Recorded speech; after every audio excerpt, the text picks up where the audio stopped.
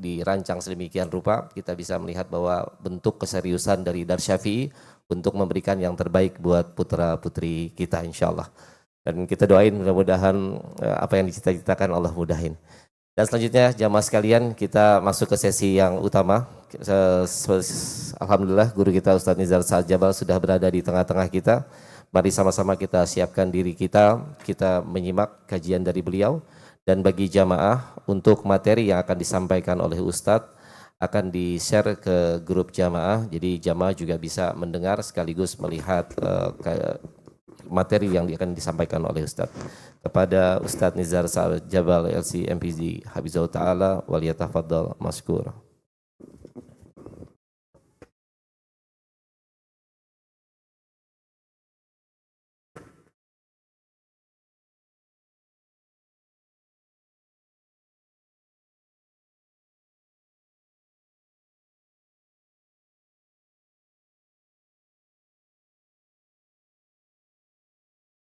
Bismillahirrahmanirrahim. Assalamualaikum warahmatullahi wabarakatuh. Alhamdulillah, nahmaduhu wa nasta'inuhu wa nastaghfiruh wa na'udzu billahi min shururi anfusina wa min sayyiati a'malina. May yahdihillahu fala mudilla lahu wa may yudlil fala hadiya lahu. Asyhadu an la ilaha illallah وأشهد أن محمدا عبده ورسوله لا نبي بعده أما بعد. Alhamdulillah di sore hari ini Allah berikan kemudahan buat kita semuanya untuk berkumpul di bulan yang penuh mulia, terutama menjelang buka puasa. Semoga Allah Subhanahu wa Ta'ala memberikan banyak keberkahan buat kita di bulan yang penuh berkah, memberikan kemuliaan kepada kita di bulan yang penuh dengan kemuliaan ini. Alhamdulillah, para jamaah sekalian, kajian ini memang kajian berseri dan temanya berkaitan dengan masalah membangun sebuah keharmonisan antara suami dan istri dengan tema besar yang antum ketahui. Cukup ya namanya ini pertemuan pertama ya. Kekurangan-kekurangan itu adalah terutama orang tua mungkin belum tahu arah dari kajian ini yang sebetulnya. Sehingga ada di antara orang tua yang bawa anak, terus dibawa ke atas. Saya bingung nanti ngomongnya kayak apa, ada anak-anak umur segitu di sini gitu ya. Karena bahasan saya ini bahasan sudah berkaitan dengan suami istri. Makanya untuk anak-anak kita letakkan mereka di lantai yang berbeda. Tidak ada apa-apa. Berarti bahasanya harus lebih lembut. Jadi intinya bahasan ini berkaitan dengan masalah fenomena yang semakin hari semakin menjamur di masyarakat kita. Yaitu pertarungan yang hanya ada di dalam ring tinju saja. Tapi ketika itu berada di luar ring tinju, semua akan menjadi santun dan baik. Uniknya itu yang kita bingungkan. Kalau memang dia petarung, kenapa kok tidak terjadi pada luar ring tinjunya? Kenapa kok hanya terjadi pada ring tinju itu sendiri? Itulah sebuah hadis yang disampaikan oleh Rasulullah Sallallahu Alaihi Wasallam bahwa keinginan besar dari iblis itu adalah menjadikan suami istri ini berpisah. Itu keinginan paling besar. Bahkan itu dinilai sebuah keberhasilan yang lebih besar daripada iblis syaitan menjadikan si fulan gak sholat, si fulan umpamanya maksiat, bukan nggak sholat, mohon maaf, si fulan maksiat melakukan dosa-dosa besar, maka titik keberhasilan yang paling tinggi bukan itu. Tapi titik keberhasilannya adalah ketika si iblis berhasil menjadikan suami dan istri ini selalu berantem dalam ring tinju tadi itu. Sehingga konflik itu akhirnya selalu terjadi ketika ada orang yang intens melakukan komunikasi dan kontak. Disitulah letak gesekan itu akan terjadi semakin kuat. Sehingga tadi bahasa halus saya seperti itu ya. Artinya konflik itu akan terjadi begitu kuat dan intens pada suami istri. Karena faktor kedekatan. Faktor interaksi yang begitu kuat di antara keduanya ini justru memicu terjadinya konflik yang sulit untuk dihindarkan. Pada akhirnya hamba-hamba Allah ini, mohon maaf ya, pada akhirnya hamba-hamba Allah ini baik hanya sama orang lain. Santun sama orang. Lembut dalam berbicara, sikap yang baik itu hanya pada orang lain saja. Ini tentu ilmu sales dan marketing. Tapi ketika dia berada di dalam rumahnya, seolah-olah ilmu yang dia pelajari dan apa yang dia lakukan di luar sana sepertinya tidak berlaku untuk orang yang ada di dalam rumahnya dia. Inilah yang akhirnya pengadilan agama itu tidak bisa membendung akan kedatangan tamu-tamu yang tidak diundang oleh mereka. Begitu besar akhirnya hal yang seperti itu. Sulit kita untuk menjawab pertanyaan-pertanyaan ini. Kita yang di Dewan Fatwa, pertanyaan tentang konflik suami istri itu hampir mencapai 3.000 kasus, jemaah. Nah kan kita kalau mau menjawab, itu nggak mungkin kita menjawab seperti hukum fikih, oh ini halal, ini haram, dalilnya ini selesai. Yang pasti akan mencari akar yang panjang.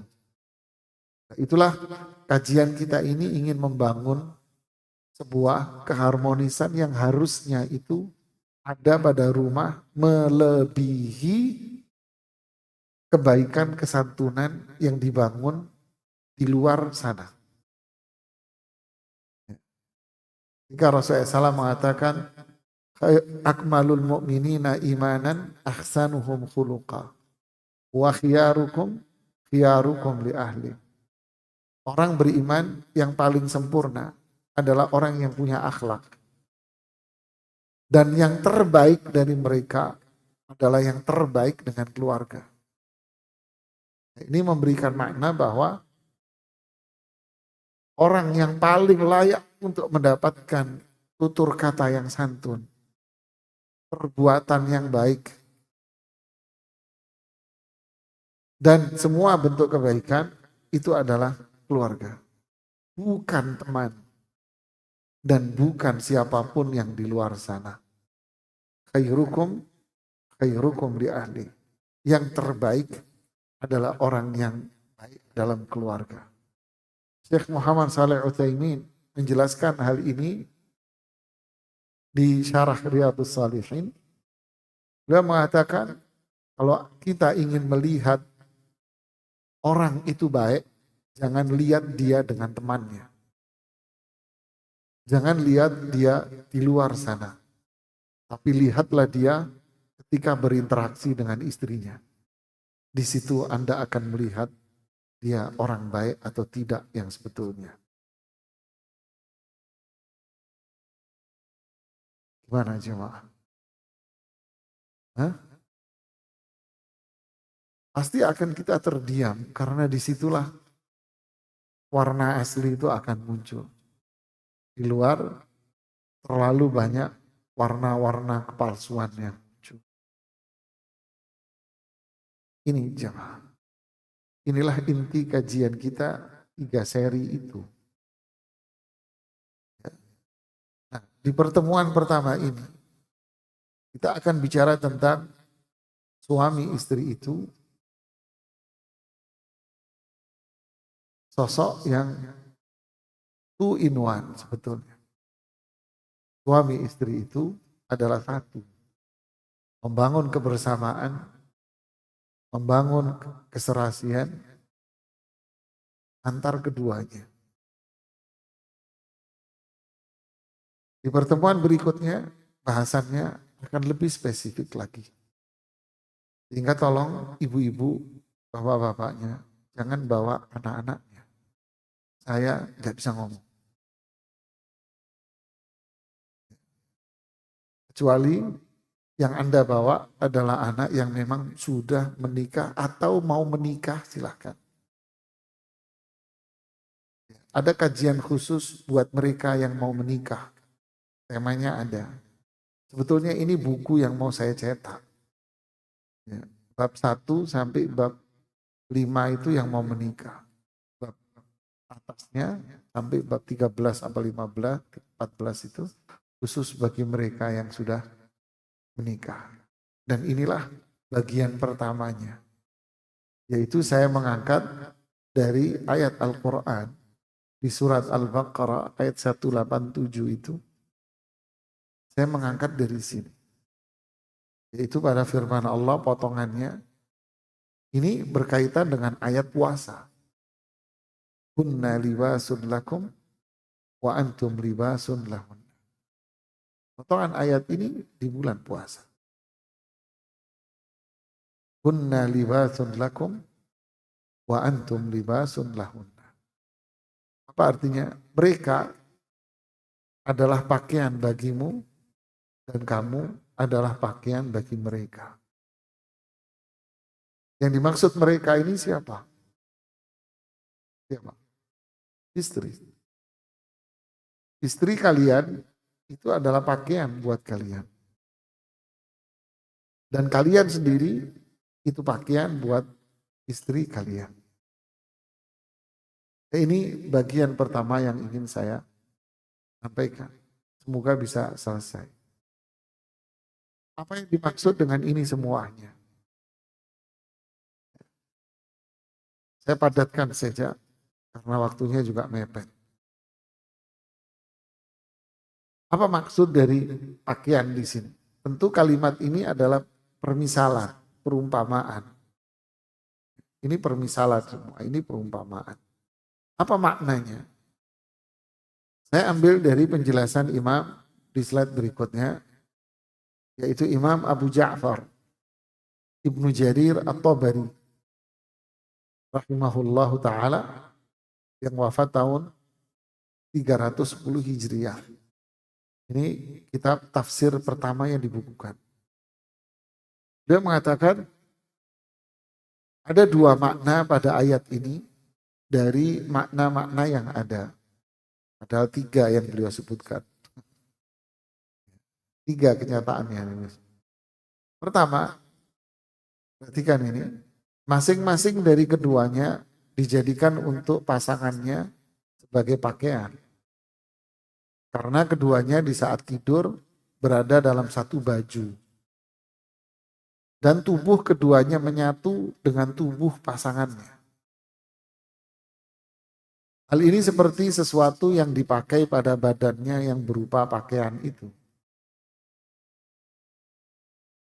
Kalau anak bawa anak gimana saya jelasin ya? Saya skip ini. Kan? Jadi maksudnya hunna libasun lakum, istrimu itu pakaian. Maksudnya adalah ini berkaitan dengan fisik. Yaitu kalian berhubungan intim dengan istrimu. Terlihat pada waktu tidur selimutnya satu dan menjadi satu. Ini makna yang pertama dari kata pakaian. Makna yang kedua adalah masing-masing dijadikan untuk pasangannya sebagai pakaian. karena itu ketenangan. Nah, ini psikologis. Kalau tadi fisik, kalau makna yang kedua ini psikologis. Ketenangan, kenyamanan baginya. Seperti pada firman Allah, wa huwallazi ja'ala lakumul laila libasa. Dan dialah yang menjadikan malam untukmu sebagai apa? Pakaian, yaitu ketentraman, kenyamanan. Jadi kalau udah malam tentram, nyaman, enak, rileks. Di mana kalian beristirahat di dalamnya. Itu endingnya. Ketika nyaman, ya istirahat dia di situ. Begitu pula istri akan menjadi ketentramannya, kenyamanannya. Dia beristirahat di sampingnya. Sebagaimana firman Allah, wa ja'ala minha zawjaha liyaskuna ilaiha. Lihat nih. Wa ja'ala minha zawjaha liyaskuna ilaiha. Lihat. Dia yaitu Allah menciptakan pasangannya. Allah menciptakan pasangannya, yaitu Adam. Adam diciptakan, kemudian Allah menciptakan siapa? Pasangannya Adam. Hawa. Begitu pula manusia, laki-laki, Allah ciptakan. Kemudian Allah menciptakan pasangannya dia. Untuk apa Allah menciptakan laki dan perempuan berpasangan ini? Liyaskuna ilaiha, agar dia merasa tentram dengannya.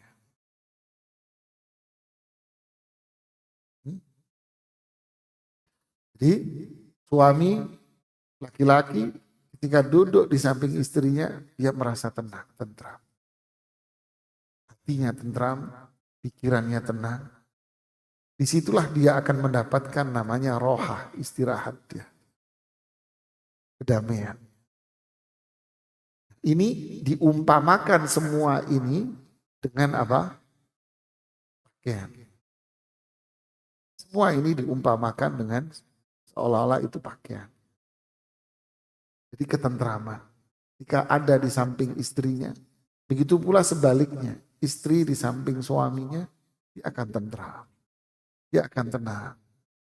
Dia merasa kedamaian. Dia rohah nafsiyah. Istirahatnya dia di sana.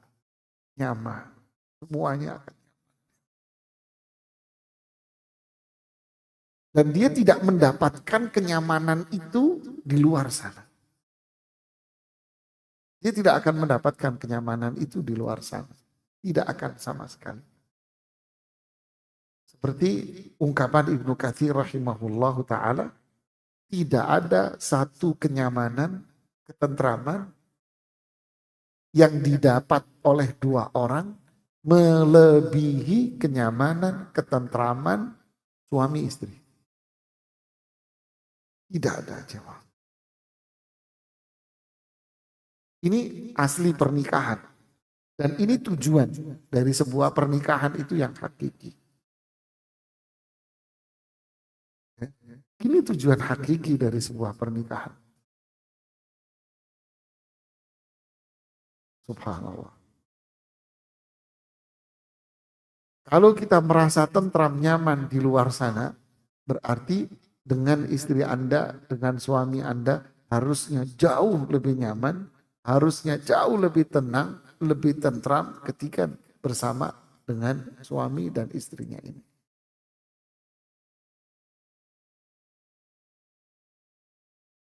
Inilah tujuan nikah. Kemudian beliau bilang begini. Sehingga masing-masing dari keduanya sebagai pakaian bagi pasangan. Maknanya adalah dia merasa tentram dan nyaman bersama. Boleh juga bermakna mereka adalah pakaian bagimu dan kamu adalah pakaian bagi mereka. Ini yang ketiga. Kalau tadi psikologisnya. Yang ketiga adalah masing-masing dari keduanya menutupi pasangannya atas apa yang terjadi di antara keduanya di saat berhubungan intim dari pandangan-pandangan manusia. Menutupi aibnya, kekurangan masing-masing. menutupi rahasia dari keduanya. Jadi inilah pakaian dari suami istri yang disajikan oleh Imam Ibnu Jarir At-Tabari. Jadi yang pertama berkaitan dengan fisik. Makanya pernikahan halal. Yang kedua, ketenangan, kenyamanan, ketentraman. Ketika belum menikah, galau, nggak tenang. Ketika dia menikah, justru dia akan mendapatkan ketenangan, ketentraman, kenyamanan. Dan tidak ada kenyamanan, ketentraman melebihi suami istri yang lagi duduk berdua santai. Di luar sana tidak ada yang lebih nyaman dari ini. Yang ketiga, saling menutupi rahasia yang ada pada diri masing-masing. Lalu sampai sini saja jamaah, koreksi diri kalian semua. Sudah mendapatkan ini belum?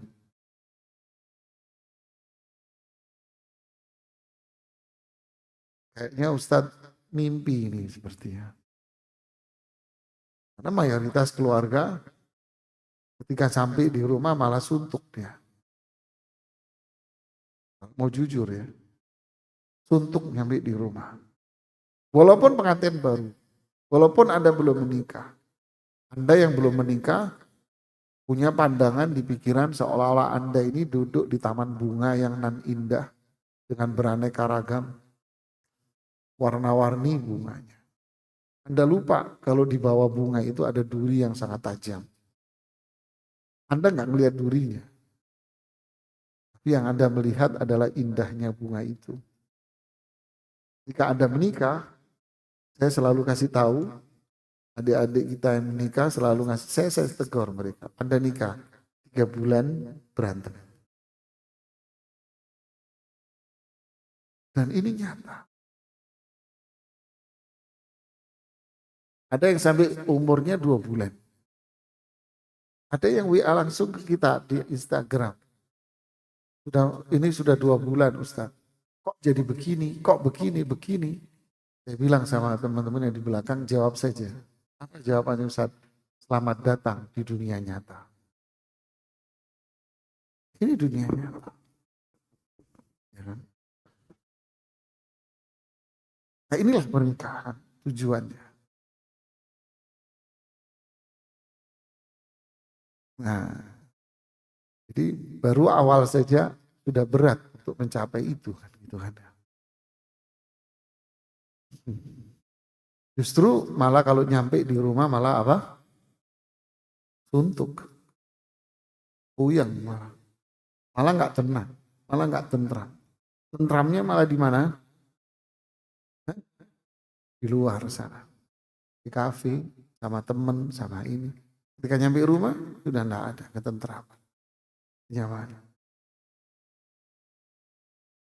Ini baru langkah pertama sudah mencerminkan keluarga kita sudah tidak sesuai dengan apa yang diharapkan oleh Allah dan Rasulnya.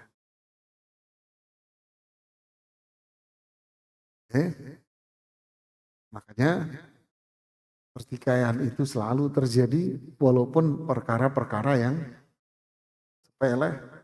Jadi besar, saling nuntut, saling ini.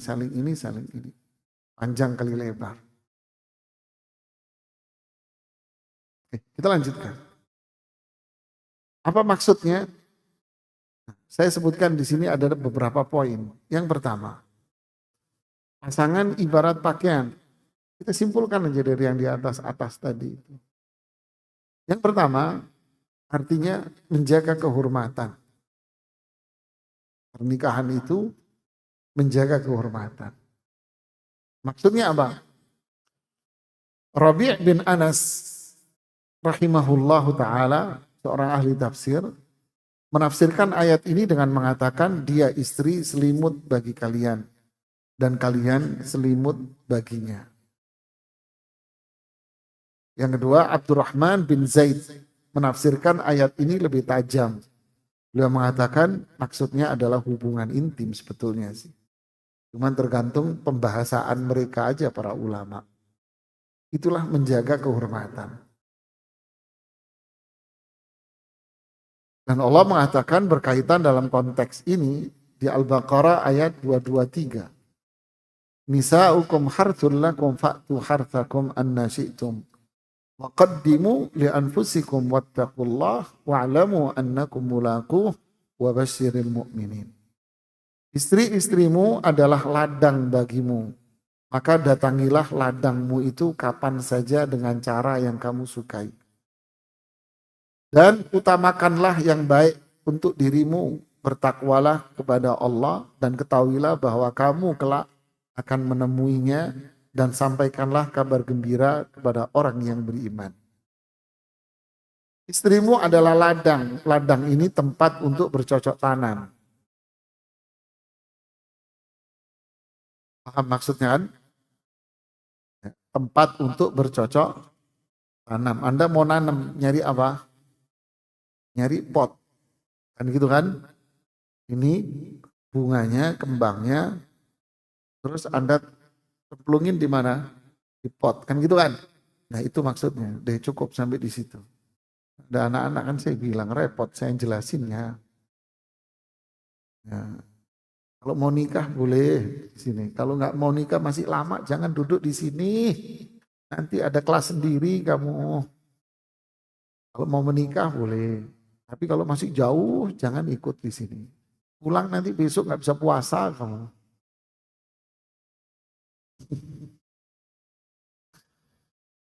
Jadi istrimu adalah ladang bagimu. Ladang deh. Buat naruh tanaman. Qaddimu li fa'tu harthakum annasitum. Ya terserah kamu mau nanamnya pakai jurus Brawijaya atau jurus Diponegoro atau apa terserah. Yang penting itu tidak termasuk yang dilarang. Jadi artinya apa? Bahasa halusnya menikah itu adalah menjaga kehormatan. Disinilah muncul hadis Rasulullah Sallallahu Alaihi Wasallam. Dan ini menjadi biang konflik suami istri dan biang menjadi sebab perselingkuhan. Kita lihat nanti. Nah, mulai masuk kasus di sini.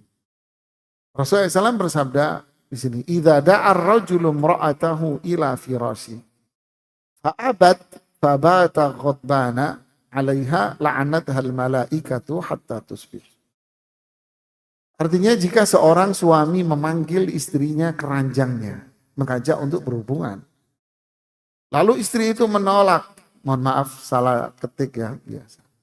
Dan suaminya tidur di malam itu sambil marah. Artinya nggak ridho atas penolakan istrinya itu. Dia nggak ridho atas penolakan istrinya. Marah dia.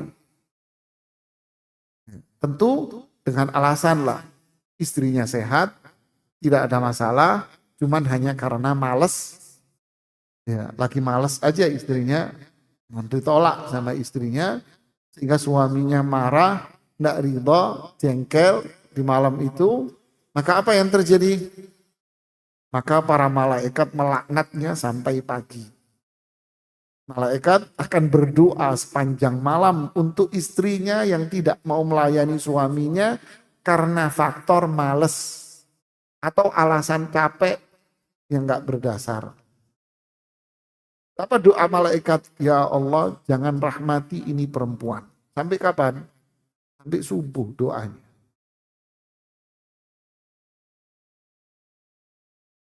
Ini tidak masuk di dalamnya jika perempuan itu dalam kondisi sakit atau dalam kondisi dia tidak bisa melayani suaminya. Tentu ini tidak dibahas oleh para ulama. Di sini uzur. Suami yang harus memahami kondisi itu. Tapi ini kondisi normal.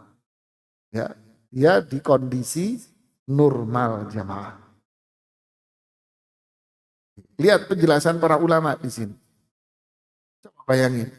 Kondisi normal, kemudian istri hanya berdalih capek yang nggak berdasar, apalagi zaman sekarang capeknya apa sih? Istri menengah ke atas.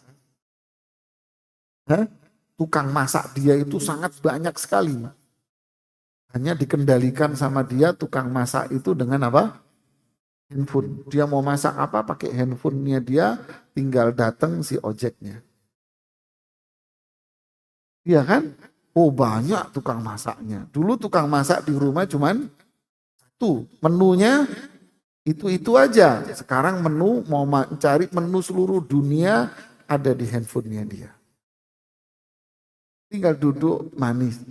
Ya. Apalagi capek cuman karena pulang dari skincare. Padahal skincare juga selonjoran doang. Oke, males dia. Nggak mau ngelayan. Lihat komentar Imam Ibnu Hajar al-Asqalani. Saya menemukan komentar ini di Fathul Bari di jilid 9 halaman 206. Ini di zaman itu loh ya jemaah. Di zaman perempuan menutup semua aurat. Ya, di zaman perempuan tidak bekerja. Sekarang zaman perempuan membuka aurat dan zaman perempuan bekerja di luar dengan penuh keindahan yang luar biasa. Perhatikan. Di dalam hadis ini terdapat pelajaran bahwa godaan-godaan yang paling mengganggu lelaki. Lihat garis bawahi kata-kata ini. Godaan-godaan yang paling mengganggu lelaki, yang paling ganggu di otaknya laki-laki, jadi beban bagi laki-laki. Apa itu? Yang paling besar adalah dorongan jima, keinginan untuk berhubungan intim, tapi enggak dituruti sama istrinya.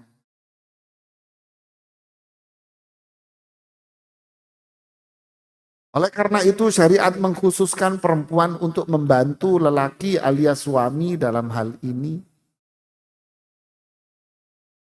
Coba bayangin kalau lakinya imannya masih separuh-separuh.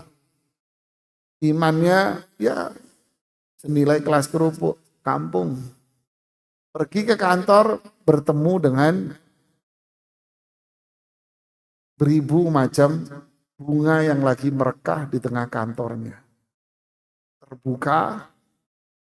Dan yang di luar sana selalu mengatakan seperti yang di mal-mal, ya boleh lihat aja, nggak apa-apa. Ya, kan di mal begitu kan? Boleh lihat aja, nggak apa-apa. Hanya sekedar duduk, ngeliatin, diajak jalan-jalan, jadilah dapat bonus goodie bag. Itulah yang disebut dengan nama perselingkuhan. Jadi penyebab perselingkuhan itu apa?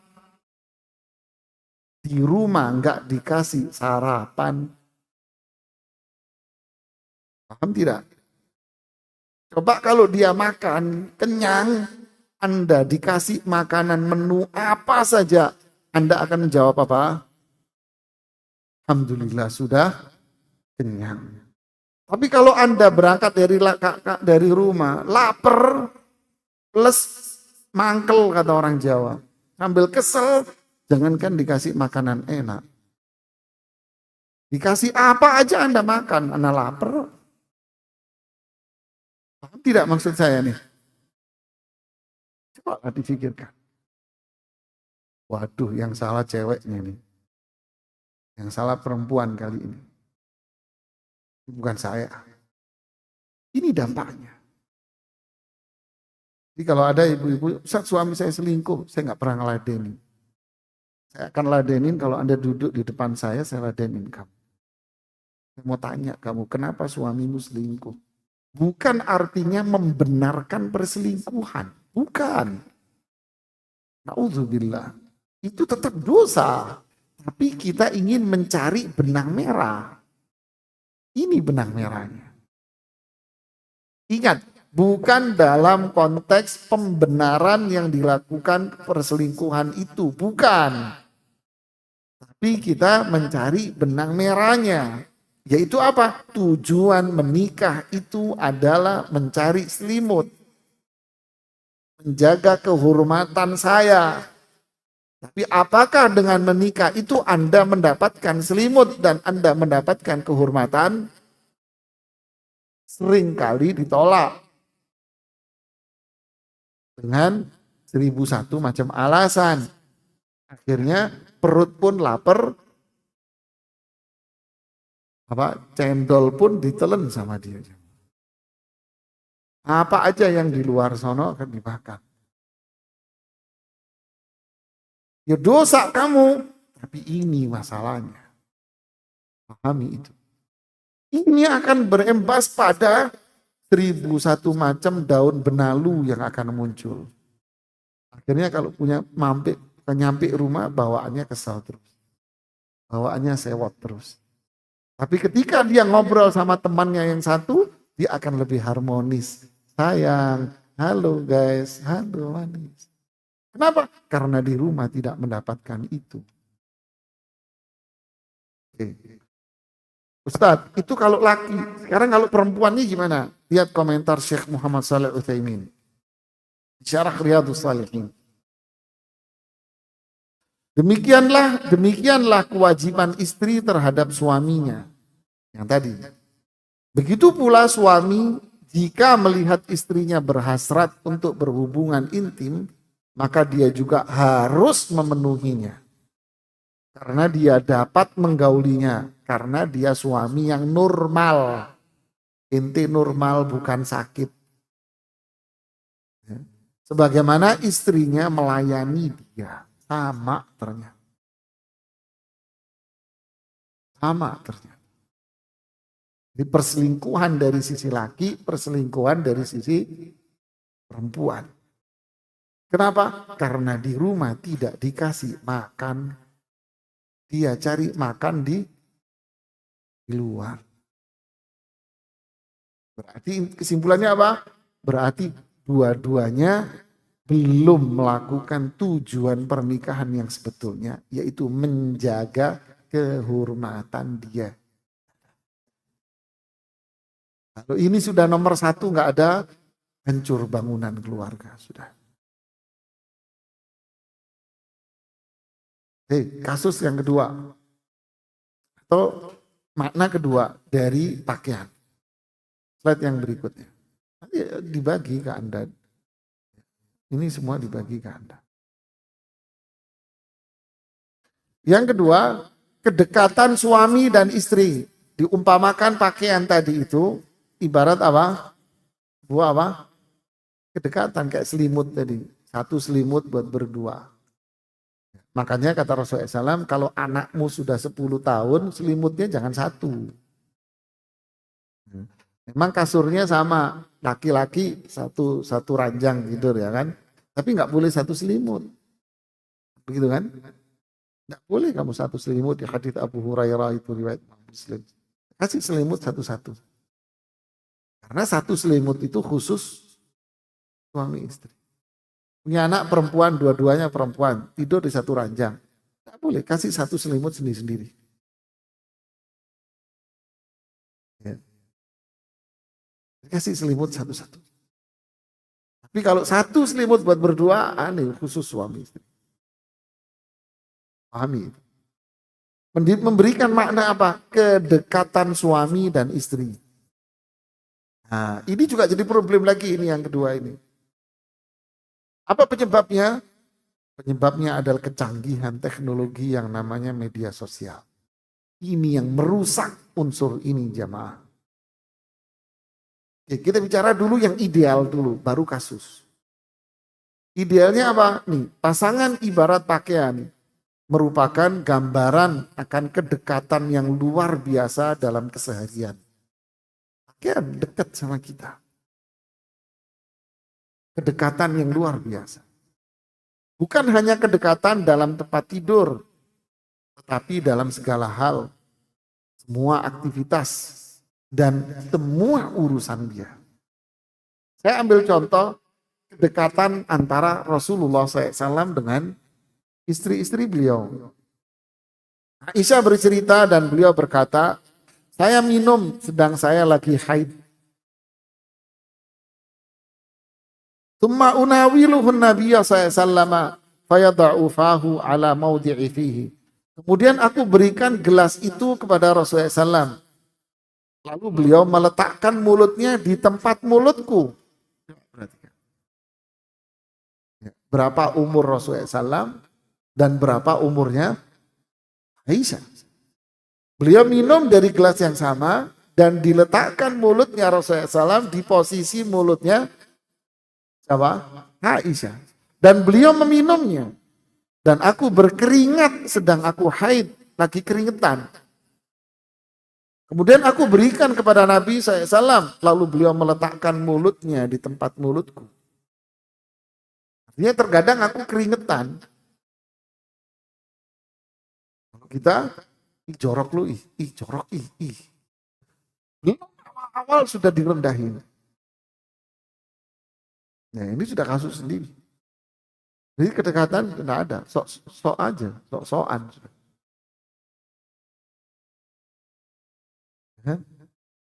Kita lihat kasus yang lain. Dari Urwah dari Aisyah radhiyallahu anha berkata, saya mandi bersama dengan Nabi Shallallahu Alaihi Wasallam dalam satu bejana yang besar, namanya Farak. Hadits Bukhari Muslim. Riwayat lain mengatakan kedua tangan kami bergantian. Riwayat yang lain menyebutkan kami berdua dalam kondisi junub. Ini pengantin baru. Nah, Rasulullah SAW umurnya berapa ini, Bang? Berapa umurnya? Beliau udah tua ini.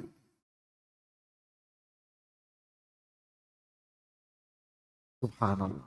Lihatlah sebuah kedekatan yang luar biasa.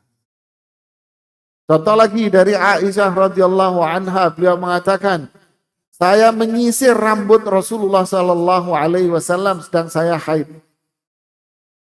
Disisiri rambutnya. Itu pula istri-istri yang lain. Oh, itu Aisyah saat muda. Oke, istri yang lain Zainab bintu Jahsh mengatakan annaha kanat turajjilu ra'sa Rasulillah sallallahu alaihi wasallam wa qalat marrah kuntu urajjilu ra'sa Rasulullah sallallahu alaihi wasallam fi mikhdabin min sufrin. Bahwa beliau menyisir rambut Rasulullah SAW. Dalam suatu hari berkata, saya menyisir rambut Rasulullah SAW di ember yang terbuat dari kuningan. Tahu kayak gimana? Intinya bukan embernya, intinya nyisirinnya ini loh. Itu kedekatannya beliau Sallallahu Alaihi Wasallam dengan istrinya. Subhanallah jemaah. Aisyah bercerita lagi bahwa Nabi Shallallahu Alaihi Wasallam bersandar di pangkuanku sedang aku lagi haid, kemudian membaca Al-Quran di pangkuannya Aisyah radhiyallahu taala anha. Allahu Akbar. Lihatlah jemaah. Urwah bin Zubair lagi bercerita dari Aisyah bahwa Rasulullah SAW qabbala ba'dha nisa'ihi thumma kharaja ila salati wa lam yatawadda. Bahwa Rasulullah SAW mencium salah satu istrinya, kemudian pergi ke salat dan tidak berwudu kembali. Kita tidak bicara sisi fikih. Saya berkata, tidak lain kecuali engkau ya ummah. Mau ke masjid pun kan balik lagi, ke masjid juga balik lagi, pulang. Tapi masih melakukan itu. Masih melakukan menunjukkan keharmonisan yang luar biasa. Terus kita gimana? Aina nahnu? Mana kita yang katanya mau mengikuti sunnah Nabi? Kita di planet Mars, istrinya di Pluto, anaknya di planet lain. Kan? Ini terlalu banyak orang yang mengeluh seperti ini. Pulang kerja lakinya ganti baju atau mandi ganti baju sebagainya, duduk sudah dengan istri utamanya dia. Apa itu? Handphone. Dengan istri utamanya. Di situ sudah. Tertawa sendiri, senyum sendiri, istrinya juga sama. Dengan suaminya dia yang utama, yaitu handphone. Tiba-tiba besok pagi aja ada 3 paket. Paket pagi, paket siang, paket sore. Ojek. Sudah begitulah. Anaknya hidup sendiri. Main sendiri, otak-atik sendiri. Nanti kalau salah tinggal dibentak, diomelin. Nah, inilah hidup zaman now.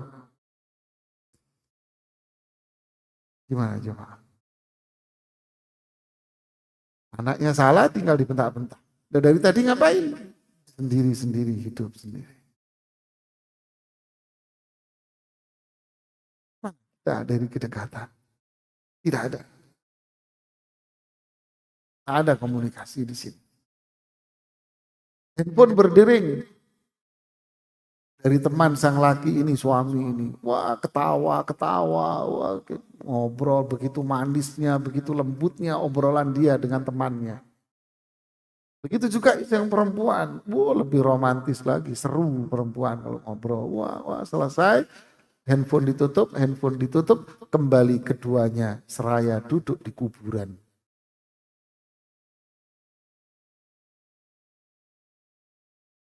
Gimana? La haula wa la quwata illa billah. Ini yang terjadi, jemaah. Berarti yang pertama, kebutuhan kurang dipenuhi, masih punya alasan. Yang kedua, apa? Komunikasinya sangat kurang, kedekatannya sangat kurang. Dekat kalau minta fulus. Selain itu, memang duduk di meja makan. Tapi semua tetap dengan istri utamanya. Handphone. Kesian anak-anaknya jadi korban terus. Pokoknya anaknya kalau salah dibentak jadi omelin aja. Kesian mereka. Akhirnya anaknya pun sama. Daripada anaknya nakal, dikasih apa lagi? Handphone juga sama. Hiduplah mereka di planet masing-masing. La haula wa la quwata.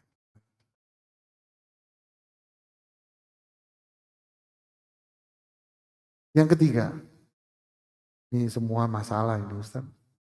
Iya, kalau nggak masalah nggak bikin pengajian jamaah. Makanya kita masalah itu kita bikin apa? Pengajian ini biar kita nggak ada masalah, biar terkurangi lah. Ingat dua tadi itulah pakaian, itu adalah kehormatan, itu adalah kedekatan, komunikasi. Yang ketiga apa? Pakaian itu menutup kekurangan dan aib. Nah ini problem lagi. Yang ketiga menutup kekurangan dan aib. Apa maksudnya?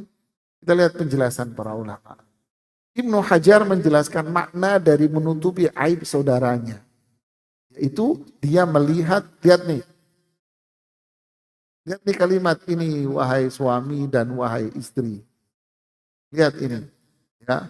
Anda punya istri, ini loh istrimu. Ini loh suamimu. Ini istrimu, ini suamimu. Siapa? Melihat keburukan pada dirinya, dia tidak menampakkannya.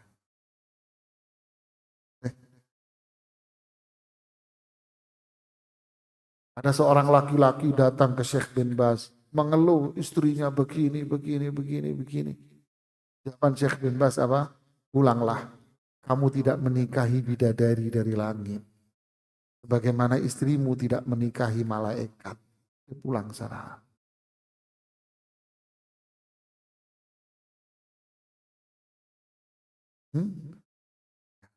Anda mau menikah sama siapa? Malaikat. Iya ibu. Cari laki yang perfect. Ya, silahkan bermimpi siang bolong. Nggak ada. Anda mau menikahi perempuan yang perfect kayak di surga gitu. Silahkan mimpi sampai mati nggak ketemu. Kamu menikahi laki atau perempuan yang memiliki banyak keburukan.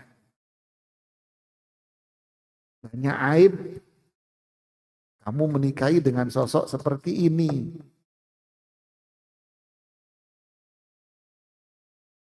Oke? Apa yang harus kita lakukan kalau memang seperti itu? Hal ini bukan berarti tidak mengingkarinya atas dirinya antara dia dengannya. Bukan berarti tidak mengingkari, itu bab yang lain. Itu masalah yang berbeda. Tapi sadari bahwa suamimu orang yang punya banyak kelemahan. Istrimu orang yang punya banyak kekurangan dan kelemahan. Ada Anda mencari suami kalau kentut nggak bau, nggak ada. Nggak ada. Nggak ada. Mau orang biasa, mau orang kaya juga kentut tetap bau. Nah, lihatlah, inilah mulianya Islam. Allah bilang apa? Mereka pakaian buat kamu, kamu pakaian buat dia. Artinya apa? Tutupi aibnya. Kita tidak bicara masalah nasihat. Ini bab yang berbeda. Tidak. Tutupi aibnya. Bukan Anda jadi tukang obat. Ngomong lagi bete nih. Ngomong sama siapa? Temennya. Dengan dalih apa? Curhat. Ngomong sama temennya sono. Ngomong sama temen sono. Saya paling kesel jamaah. Jujur saya mengungkapkan dari diri saya. Paling kesel kalau ada seorang nanya, Ustadz, ini ada teman saya lagi ada masalah sama suaminya. Mangkelnya hati saya jemaah. Urusan apa kamu? Pengen tahu aibnya orang. Sering saya omelin. Maaf Ustaz, ini teman saya. Urusan apa? Biar dia suruh telepon saya. Telepon saya gratis, silahkan disebar sana. Mudah-mudahan jadi pahala buat saya. Dia suruh nanya langsung. Ngapain kamu ikut campur? Ini problem.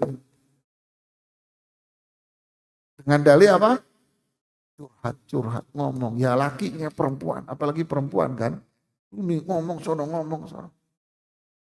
Ustaz kami nggak ngomong sama siapa-siapa. Kami ngomong sama orang tua. Loh tambah parah. Kompor kalau sudah tambah tua, meleduknya tambah kenceng. Mohon maaf ya bahasa saya loh ya. Saya suka ngomong belak-belakan. Kompor kalau masih muda, nggak meleduk-meleduk jamaah. Tapi kalau kompor tambah tua, meleduknya tambah parah. Sama, coba ente pakai motor tua. Asapnya gimana? Wah kemarin saya naik malam naik motor mau beli sesuatu dekat rumah. Depan saya motor tua. Waduh asapnya ya Allah. Anak harus ngantri, anak longkapin nggak boleh. Ya udah ngantri, tahan aja sudah. Motor tua. Jadi apa? Jangan curhat sama mamamu, terutama mamamu jangan. Kalau abahmu atau ayahmu, laki cenderung cuek. Laki semakin tua semakin cuek. Tapi mamamu semakin tua, kompor tua tambah meleduk. Saya ngomong belak-belakan. Tambah belak-belakan. Ya, minta maaf ibu-ibu kalau tersinggung, jangan tersinggung. Ngomong ini pengajian kok, jangan tersinggung lah. Ya, saya ngomong belak-belakan. Dan di sini kasus perceraian paling banyak. Kenapa? Ada masalah ngadu sama mamanya. Pernah saya satu hari diaduin oleh 3 keluarga dalam satu hari itu. Pagi, siang, malam. Diaduin 3 keluarga, semua masalahnya sama. Oh, subhanallah, yang pagi ke bawah, ya anak-anak dagang biasalah. Yang siang anak diaduin oleh keluarga Jakarta Selatan. Keluarga kaya. Malam tambah kaya lagi yang ngadu ke saya. Kasusnya apa? Sama. Kenapa? Kompor meleduk dinyalain. Parah kamu jamaah. Jangan, mamamu pasti bela kamu. Mama pasti bela kamu. Jangan. Kecuali mamamu orang yang bijak, luar biasa, silahkan. Tapi kalau enggak, jangan. Kalau mamamu luar biasa, berarti kompor tua rajin diservis. Kalau enggak rajin diservis, jangan. Ya, asapnya pedes. Mohon maaf ya, memang enak ngomong belak-belakan begini.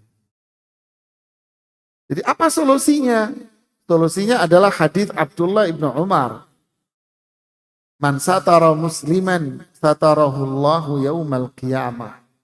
Siapa yang menutupi aib seorang muslim, niscaya Allah akan menutupinya pada hari kiamat. Muslim, bagaimana dengan suamimu dan bagaimana dengan istrimu sendiri? Ini problem lagi. Kan? Idealnya apa? Tutup kalau ada masalah. Aibnya tutupin, jangan cerita sana, jangan. Dari semua. Terus kemana saya harus nyari? Cari Ustadz, nelfon ke Ustadz. Ustadz siapa yang ada dekat? Atau nanya ke pamanmu, apa keluargamu yang Anda pandang punya pikiran jernih, kakakmu atau siapa yang Anda punya pandangan jernih, baru Anda bisa nanya. Kalau enggak, tutup mulut, doa sama Allah, nanya sama Ustadz. Selesai masalah. Tapi kalau Anda cerita sana, Anda jadi apa? Pengguna media sosial. Semakin banyak yang komen, semakin rame Anda. Inilah pakaian. Yang ketiga, menutup. Menutup apa? Aib. Yang keempat, menjaga dan melindungi dari keburukan. Pakai baju, melindungi kita dari apa? Sengatan matahari. Melindungi kita dari debu, dari ini. Berbagai macam keburukan bisa dilindungi. Saya pengajian di musim dingin, Desember, Januari, online. Sama pengajian online Amerika, Kanada. Lagi sela-sela nanya, berapa suhu di sana? Bervariasi. Yang di Kanada jawab, saya tinggal di kota ini di Kanada minus 20 ke atas. Oh Pak, keluar beku kita. Oh enggak Ustaz, zaman sekarang sudah ada jaket tipis menggantikan semua jaket yang tebal. Ya, kita pakai baju biasa, walaupun minus. Itulah suami istri Jawa. Melindungi dari apa? Keburukan yang sampai ekstrim pun dilindungi Anda. Makanya Allah bilang apa? Tu anfusakum wa ahlikum. Lindungi dirimu dan keluargamu dari apa? Dari neraka. Abu Ja'far Ibnu Jarir At-Tabari menjelaskan ayat ini. Wahai mereka yang membenarkan Allah dan Rasulnya, maksudnya iman. Peliharalah dirimu, ajarkanlah sebagian dari kalian yang kalian kenal sesuatu yang bisa, lihat ini kalimatnya, membentengi kalian dari neraka. Melindungi mereka darinya, yaitu ketika dia melakukan ketaatan kepada Allah, maka taatlah kalian kepada Allah. Jadi suami itu apa? Saling jaga. Kalau terjadi poin yang di atas, apa itu? Kehormatannya terjaga, kedekatannya kebangun, aib kekurangannya saling dijaga, disinilah akan terjadi melindungi. Akan terjadi ini konsep melindungi ini akan terjadi pada keduanya. Ya hadis berikutnya. Salasatun qad harramallahu alaihimul jannah. Ini serem nih. Ada 3 model orang yang Allah haramkan surga bagi mereka. Haram surga bagi orang ini. Siapa itu? Ad-dayyuth. Kan? Dayyuth. Siapa dayyuth? Alladzi yuqirru fi ahlihil khubtha. Yaitu suami yang membiarkan dan membenarkan keburukan pada keluarganya. Melindungi. Cuek akhirnya.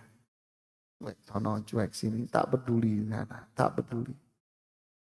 Maksud dayyuth yaitu suami yang membiarkan dan membenarkan keburukan pada keluarganya. Apa maksudnya?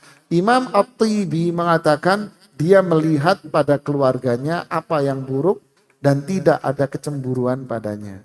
Dia tidak melarangnya pada diri mereka, berarti dia menyetujui dan membenarkan keburukan itu pada keluarganya. Kenapa? Karena komunikasi tidak ada. Karena tidak ada kedekatan. Akhirnya hidup nafsi. Kehormatan tak terjaga. Kebutuhan tak terpenuhi. Aib gak dilindungi. Ya sudah. Yang menjadi dekat siapa? Temen gue. Ustadz, temen gue ada masalah. Loh, kok malah lebih dekat sama temen gue? Harusnya ngobrolnya sama siapa? Pasangannya dong. Ngapain ngobrol sama temenmu? Dia nggak karu-karuan ini sudah jamaah. Udah berantakan.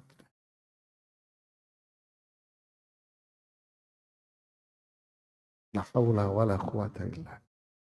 Yang kelima, menumbuhkan ketenangan dan ketenteraman hati. Udah endingnya ini sudah. 5, 4 tadi dipenuhi, kehormatan dia dijaga. Terus yang kedua apa? Apa tadi? Kedekatan dibangun. Aibnya ditutupin. Dia akan melindungi, inilah namanya sakinah. Ini namanya sakinah yang sebetulnya. Ini sakinah jauh. Allah mengatakan makna ayat tadi, hunna libasun lakum wa antum libasun lahunna. Sebagian ulama seperti Abdullah bin Abbas, semoga Allah meridhoinya, Mujahid, Qatadah, mereka mengatakan demikian. Istrimu adalah ketenteraman dan ketenangan bagimu. Dan kamu adalah ketenteraman dan ketenangan bagi istri. Ya jemaah. Seperti firman Allah, "Walladzi khalaqakum min nafsin wahidah wa ja'ala minha zawjaha liyaskuna ilaiha." Dialah yang menciptakan kamu dari jiwa yang satu, yaitu Adam, dan darinya dia menciptakan pasangannya Hawa agar dia merasa tentram dengannya. Inilah sakinah. Ini sakinah baru. Ibnu Katsir mengatakan tidak ada keharmonisan, ketentraman, ketenangan, persahabatan di antara dua orang yang lebih besar dari kedua suami dan istri. Oleh karena itu Allah menyebutkan bahwa tukang sihir bisa jadi berusaha dengan tipu dayanya untuk memisahkan antara suami dan istrinya. Ini yang menjadi pekerjaan beratnya iblis dan tukang sihir. Karena kedekatan yang dibangun itu luar biasa. Ini yang namanya sakinah. Timbul pertanyaan, apakah sakinah ini muncul secara otomatis di saat pernikahan terjadi? Dan apakah itu berjalan terus selama pernikahan berjalan? Wabiltu nikahaha. Apakah langsung timbul sakinah? Kalaupun tumbuh sakinah itu, apakah sakinah itu akan langgeng selamanya? Ini pertanyaan juga. Paham tidak? Jawabannya iya. Sakinah itu akan muncul di hati setiap orang yang menikahi pasangan yang dicintai. Pasangan yang ada kecocokan pada dirinya. Inilah fitrah. Anda nikah, langsung otomatis ada sakinah. Ibnu Qayyim mengatakan, adapun kecintaan terhadap istri, maka itu tidak ada celaan bagi yang mencintainya. Itu wajar manusia. Bahkan itu termasuk kesempurnaan. Ini manusia beneran. Tapi kalau ada manusia yang nggak mau nikah, ini nggak sempurna ini manusianya. Allah telah mengaruniakannya kepada hamba-hambanya. Sehingga Allah menjadikan perempuan itu ketentraman bagi suaminya. Hatinya nyaman, tentram padanya, dan menjadikan di antara keduanya kecintaan yang tulus. Begitu juga laki-laki menjadikan ketentraman pada istrinya. Yaitu mawaddah yang bergandeng dengan kasih sayang katanya. Di kitabnya beliau yang itu.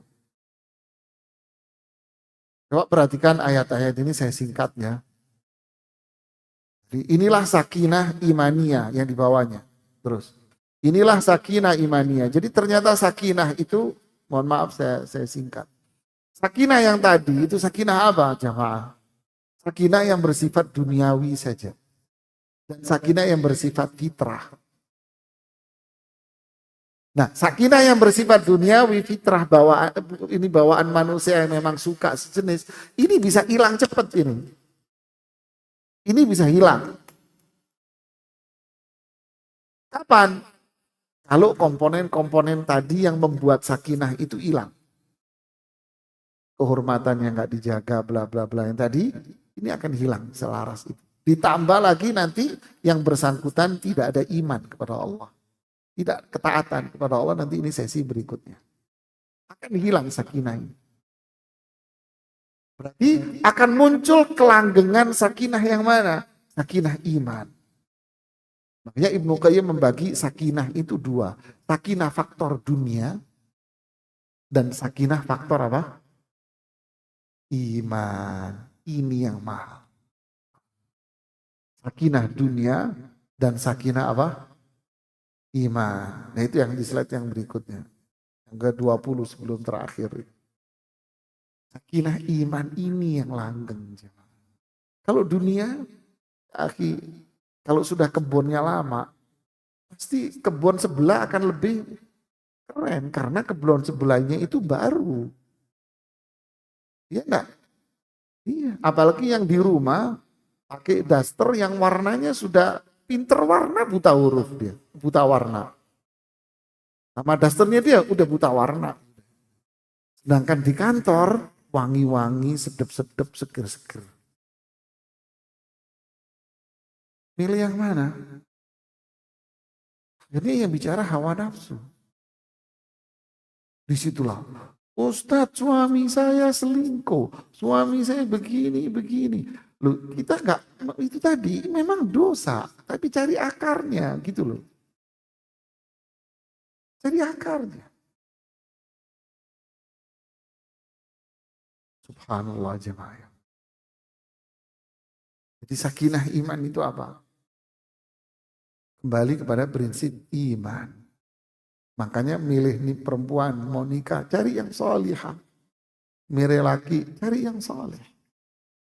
Bukan harta. Cari yang taat. Bukan asal laki. Cari yang perempuan yang taat. Bukan sekedar cantik. Nah ini yang bikin langgeng sebetulnya jawab. Katanya boleh memilih dunia, boleh memilih itu. Rasulullah tidak pernah menyuruh itu.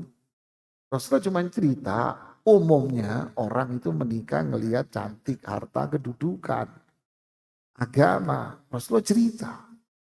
Tapi kalau Anda mau menikah, pilih yang solihah. Ini baru yang disuruh. Nah, ini penjelasan para ulama.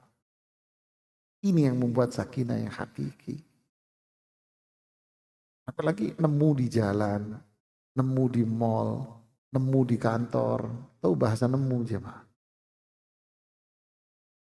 Ustadz suami istri saya begini.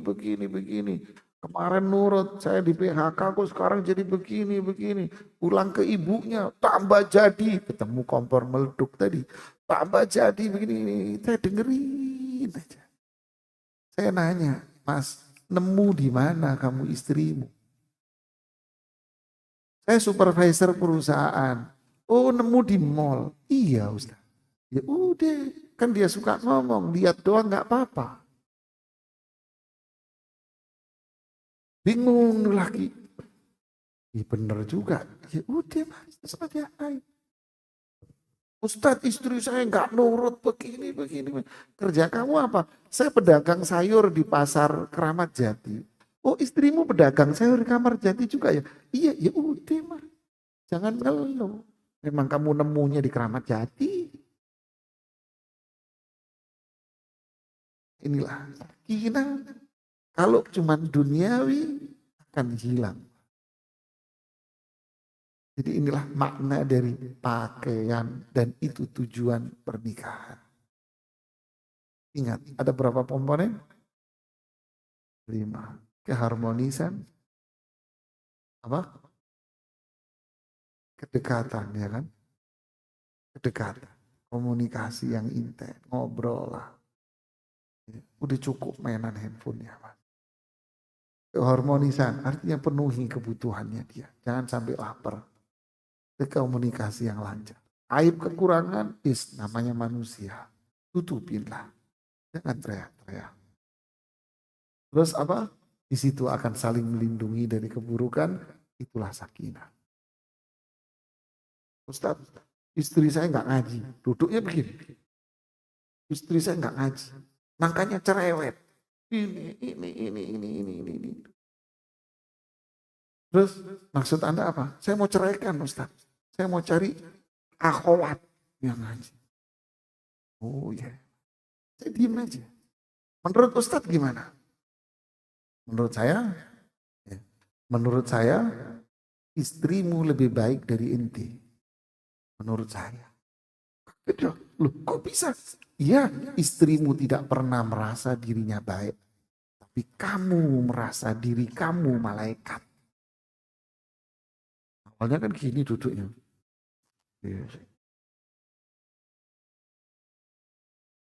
Kamu merasa dirimu hebat. Kamu merasa dirimu ngaji, pintar. Akhirnya merendahkan orang lain. Inilah. Jadi suami istri itu pakaian. Inilah. Ini baru pengantar dari sisi fikih suami istri. Ini pengantarnya. Ini loh tujuan nikah itu ini, sadari. Anda yang mau menikah, ini belum menikah, ini kelihatan. Ini yang belum nikah. Ya. Tadi itu apalagi itu ketua yayasannya itu juga belum nikah. Ya, ya kan? Ini tujuan menikah itu ini. Ini tanam kita. Tujuan nikah itu cari ini. Bukan sekedar mencari perempuan apa? Cantik. Bukan sekedar cari laki-laki yang apa? Ganteng. Enggak. Di luar sana jutaan perempuan cantik dan di luar sana jutaan laki-laki yang apa? Wallahu ta'ala alam bisawab. Ini yang bisa saya sampaikan. Kita tunggu pertanyaan-pertanyaan yang seru. Baik Ustaz, jazakallah khair atas ilmu yang telah disampaikan dan jamaah sekalian, alhamdulillah kita sudah menyelesaikan satu sesi pembelajaran melalui pemaparan dari Ustadz dan kita masuk ke sesi pembelajaran selanjutnya melalui sesi tanya jawab. Dan kita punya waktu kurang lebih 10 menit dan insya Allah nanti akan dilanjutkan kembali di pukul 19 setelah kita menyelesaikan sholat maghrib dan berbuka puasa. Dan insya Allah akan ada hadiah bagi pertanyaan yang dibacakan dan juga bagi yang bisa menjawab pertanyaan dari Ustadz. Saya izin membacakan pertanyaan-pertanyaan yang sudah masuk. Yang pertama Ustadz, Assalamualaikum. Afwan Ustadz, semoga Allah senantiasa merahmati Ustadz dan memberkahi Ustadz dan juga orang-orang yang Ustadz cintai. Izin bertanya, rumah saya ruangannya terbatas dan saya satu kamar bersama anak-anak perempuan saya. Terkadang suami ingin dilayani perkara syahwatnya. Bagaimanakah sikap saya seharusnya? Apakah saya berdosa jika menolak dikarenakan di dalam kamar ada anak saya ingin melayani, ada anak, saya ingin melayani suami tapi saya memikirkan anak saya dari sisi psikisnya. Kalau anak saya tiba-tiba mendengar atau melihat tanpa saya sadari. Berdosakah saya Ustadz atas rasa khawatir saya perihal anak hingga akhirnya menolak melayani suami? Jazakallah khairan. Barakallahu fikum atas pertanyaannya yang luar biasa, jujur ya. Apakah berdosa? Jawabannya iya. Anda berdosa. Sebagaimana dengan masalahnya, Pepatah Arab mengatakan ahlu Makkah adra bisyi'atiha. Penduduk Mekah tahu persis gang-gang mana yang harus dilewatin. Itu jawabannya. Terima kasih. Baik Ustaz, jazakallah khairan. Semoga terjawab ya pertanyaannya. Dan pertanyaan yang kedua Ustaz. Barakallahu fikum Ustaz. Semoga Allah senantiasa merahmati dan berkahi Ustadz beserta keluarga dimanapun berada. Ustadz, bagaimana jika istri menolak ajakan hubungan dengan alasan capek karena istri saya bekerja? Dan istri saya bekerja karena memang penghasilan saya dinilai belum bisa memenuhi kebutuhan rumah tangga secara penuh, sehingga saya pun tidak melarang istri saya untuk bekerja. Bagaimana menyikapi hal ini Ustadz? Barakallahu fiik. Ada dua jawaban. Pertama, yang menyuruh istri Anda bekerja siapa? Syariah kah? Tidak. Bukan syariat. Nggak cukup itu relatif. Berapapun duit Anda, kalau Anda nggak cukup selamanya tidak akan pernah merasa cukup. Itu teman-teman yang gajinya 50-60 juta, oh juga habis dalam kurun waktu berapa Pak? 2 minggu, 3 minggu habis. Nggak kelar.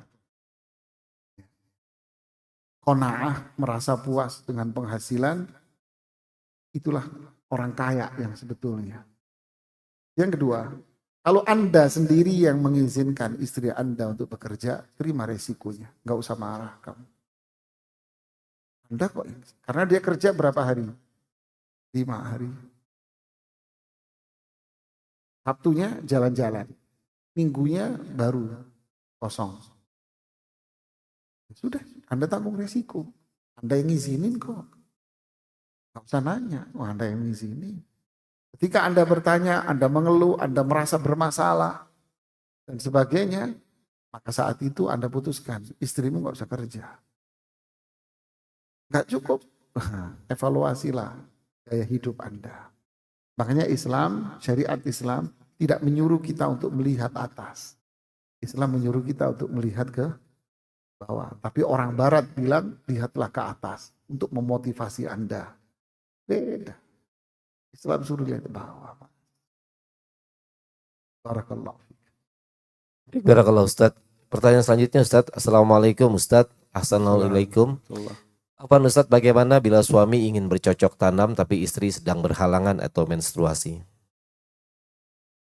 Ya yang cocok tanam ngerti mana yang harus yang ditanam. Bagian mana yang mau Anda tanam, Anda harus ngerti. Yang jelas, ya kan, yas'alunaka 'anil mahid qul huwa adzan fa'tazilun nisaa fil mahid. Mereka bertanya kepada kamu wahai Muhammad SAW tentang wanita yang haid. Katakan bahwa darah haid itu kotor. Fa'tazilun nisaa fil mahid, jauhilah. Allah tidak mengatakan jauhilah perempuan yang lagi haid, tapi Allah mengatakan jauhilah tempat keluarnya darah haid. Udah itu jawabannya. Kunna na'taziru wa Rasulullah SAW yubashiruna. Aisyah cerita, Rasulullah SAW menggauli saya sedangkan saya pakai kain. Nah itu dijelaskan. Wallahu a'lam. Baik Ustadz, pertanyaan selanjutnya. Assalamualaikum Ustadz. Assalamualaikum. Saya bertanya bagaimana cara menyikapi suami yang bekerja dan pulang malam terus-menerus, sedangkan istri sudah berdandan, berhias untuk suami, tetapi suami pulang dalam biasa. Lain lagi Ustaz. Ini lain lagi. Ini keren ya ini. Nah Ustaz, Masya Allah. Masya Allah. Pulang malam terus-menerus. Ayo lanjut. Ya, kita menjawab sesuai pertanyaan loh ya. Nah, Ustaz. Sesuai pertanyaan, memang pertanyaannya begini ya, di balik layar ada apa ya, wallahu ta'ala alam. Kalau memang seperti pertanyaan itu, ya si lakinya yang salah. Apa salahnya? Allah sudah mengatur schedule kita dalam setiap harinya. Wa ja'alna nahara, siang itu untuk cari duit. Wa ja'alna laila libasa. Sudah waktunya pulang. Idza janahal lailu fakuffu sibyanakum anha. Kalau sudah mulai malam maghrib, anakmu jangan suruh keluar malam. Suruh pulang. Kenapa kok disebut anak? Kata Ibnu Hajar, kalau anak tidak punya proteksi diri atas gangguan jin. Karena mau maghrib itu setan sudah waktunya kerja. Begitu pula kita yang dewasa sama. Kalau sudah mau malam, keluar, masuklah ke rumah. Kalau memang harus Anda keluar, keluarlah dengan berdoa. Seperti kisah Abu Hurairah dan sebagainya. Jadi waktu untuk kerja, cari duit, itu malam. Maaf, siang. Siang ya. Malam waktu istirahat. Allah bilang apa? Fa'idha faragta fansab. Kalau sudah selesai dari pekerjaan duniamu, pulanglah. Di rumahmu itulah ibadah. Jadi tidak ada lembar-lembur lagi, enggak. Jangan mau dibohongi lagi sama bosmu. Malah pulang. Ini juga kantor, ini nggak apa-apa, tapi baik ini yang punya kantor. Masya Allah ya. Ya terus. Baik Ustaz, satu pertanyaan di sesi yang kedua ini Ustaz, sebelum kita siap-siap untuk menyiapkan berbuka puasa. Bismillah Ustaz, ini pertanyaan yang Anda rangkup karena ada beberapa pertanyaan yang sama terkait dengan tema ini. Ustaz, suami saya jika dia pulang bekerja tidak lepas dari HP-nya. Sampai tidak ada waktu untuk saya bercerita bermain dengan anak-anak. Dunianya bekerja nomor satu. Saya sudah berapa kali mengingatkan tetapi berakhir dengan kemarahan. Kebetulan suami saya sekarang hadir Ustaz. Masya Allah. Jadi jawabannya pulang dari sini insya Allah enggak. Iya, insya Allah enggak. Enggak, insya Allah enggak. Karena pulangnya udah bareng. selesai. Nanti pulangnya bareng, kata suaminya ngapain nanya. Berubah, konten marahnya berubah dia. Iya, konten marahnya berubah dia. Coba bayangin ya, Rasulullah SAW pulang dari mana? Kerja, pasar, enggak. Melakukan tugas seorang Nabi Rasul berat, perang, jihad. Pulang, Aisyah cerita, seperti hadis riwayat Muslim. Cerita tentang siapa? Cerita tentang Aisyah ngerumpi sama perempuan-perempuan itu. Ada berapa? Ada 12 perempuan yang duduk. Diceritakan satu-satu sama Aisyah. Perempuan ini ngomong begini ya Rasulullah ngomong. Rasulullah duduk dengerin budiman. Gak pakai ngantuk. Gak ada ngantuknya didengerin sama Rasulullah. Habis cerita panjang lebar dari Jakarta sampai Banyuwangi. Banyuwangi nyampe ke Serang lagi. Ujung jawabannya singkat padat jawaban beliau. Aisyah yang cerita panjang lebar. Apa jawabannya? Suamimu lebih mulia dari semuanya. Senyum Aisyah selesai, kelar. Tapi didengerin sama Rasul SAW. Pulang dari mana? Jihad, perang. Pulang dari jihad, perang, mampir ke cucunya. Temui Hasan, Husain. Diajak jalan-jalan, muter-muter, dianterin. Ngambilin anaknya Fatimah. Istrinya dikumpulin dulu kalau malam, diajak makan bareng-bareng semua. Habis makan pulang semuanya. Rasulullah nginap di tempat yang memang jatahnya. Inilah akhlak Rasul Sallallahu Alaihi Wasallam. Ya, coba dulu sebelum adanya handphone ini, apa yang terjadi? Ya, komunikasi cukup bagus, enak. Tapi setelah munculnya media sosial yang luar biasa. Handphone ini akhirnya menjadi setan gepeng jamaah. Ya, kapan dia jadi setan gepeng, kapan dia jadi manfaat buat kita yang menentukan. Kita yang maki. Tapi insya Allah selama sudah datang ini insya Allah berubah ibu insya Allah. Barakallahu fikum, ini yang bisa kita sampaikan. Kita lanjutkan nanti diskusi dan tanya jawabnya setelah kita berbuka. Wallahu ta'ala a'lam. Alhamdulillah jazakallahu khairan Ustaz atas ilmu yang sudah disampaikan, dan jamaah sekalian kita siap-siap sejenak untuk berbuka puasa. Nanti di soft depan insya Allah akan kita gunain untuk sholat berjamaah. Jadi untuk berbukanya kita akan pakai menggunakan soft yang dari mulai tiang yang kedua ke belakang ya. Untuk panitia